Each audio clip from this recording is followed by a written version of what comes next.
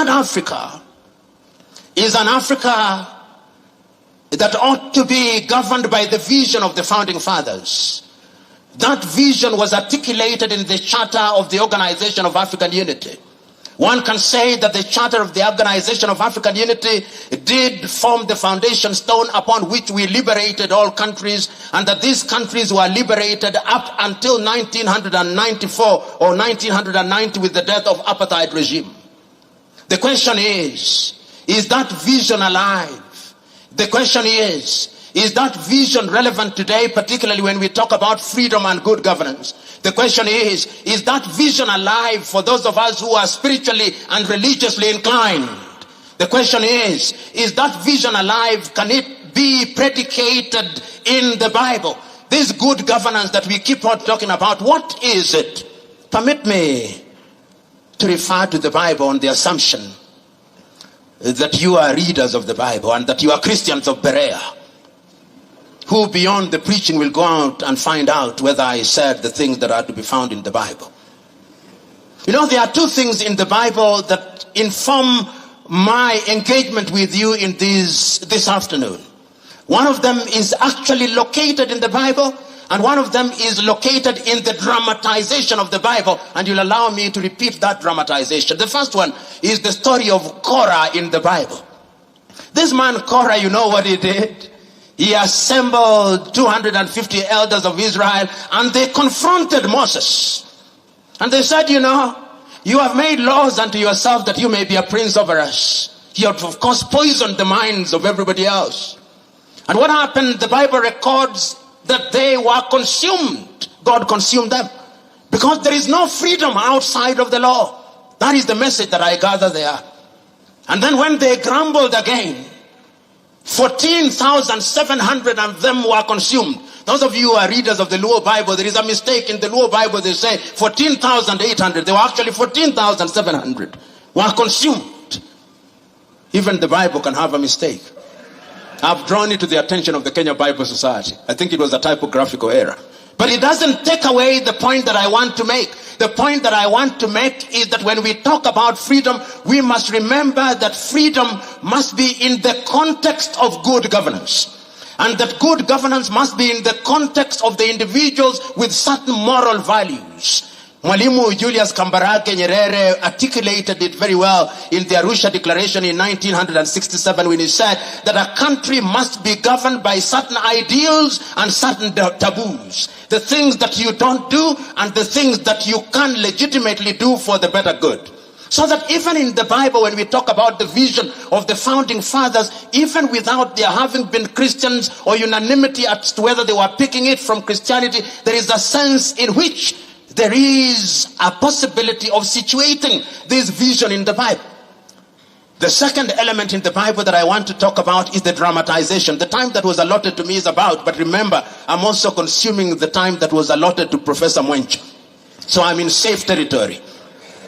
And I'm conscious that the law of diminishing returns is operating after lunch. So I'll conclude very shortly.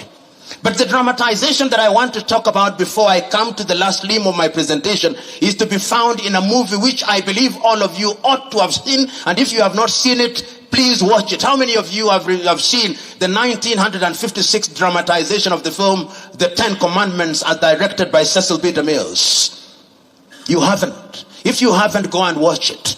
And there is an interesting portion in that particular story which once again speaks to Korah and Dathan. When Moses has been on the mountain of the Lord for 40 days and 40 nights, there is a grumbling downstairs, and Aaron and the sister have been made to forge unto themselves a calf as a god. And in the dramatization, before Moses comes down on the 40th day, the prophet Joshua moves to the mountain and meets Moses. And when they are in between, there is noise from down in the hill. And when there is noise, Joshua says, there is noise, there is grumbling. And Moses is recorded as saying, those are the sounds of joy and revelry. The people have rebelled against God. He is carrying the 10 tablets of the law, and according to Cecil B. DeMille, as he comes down from the mountain, there are 2 horns from his head. Kiran comes from his head. Kiran meaning horns in Hebrew. And when he comes down, Dathan confronts him and says, You have made unto yourself laws that you may become a prince over us. We have freedom. And Moses says, there is no freedom outside of the law, and those who will not live by the law shall die by the law. And that is the point that I wanted to make. That all civilizations, our founding fathers were convinced that we had to have a legal regime. And this is the basis of the constitution that we inherited from independence. But these constitutions were not homemade. And that is why you see that no sooner had we settled with this constitution than they started being disrupted. But the point I want to make before I come to the constitution is an important point about their vision. This is about a meeting that took place in Cairo, in Egypt, about the doctrine of the inviolability of the boundaries of African states. Because at independence, there were those who took the view that Africa should redraw her boundaries. Those of you who are from Cameroon will be aware what happened between Cameroon and Nigeria. You will also be aware of the events that took place in Nigeria when there was an attempt to divide the country into three, leading ultimately to the Biafra War. Those of you who are familiar with the country that was then known as the French Sudan, now known as Mali, will know the attempt that were made at that time.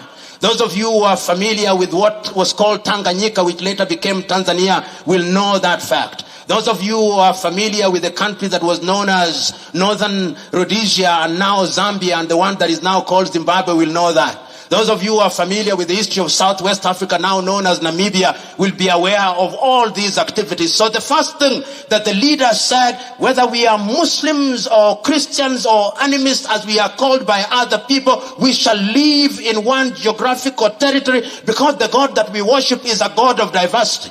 He's the God that says that there is no Jew nor Gentile. And it must mean, if you are addressing us in Igbo or in some Nigerian language, there is no Yoruba nor Igbo. That, I think, was the vision of the founding fathers of the day.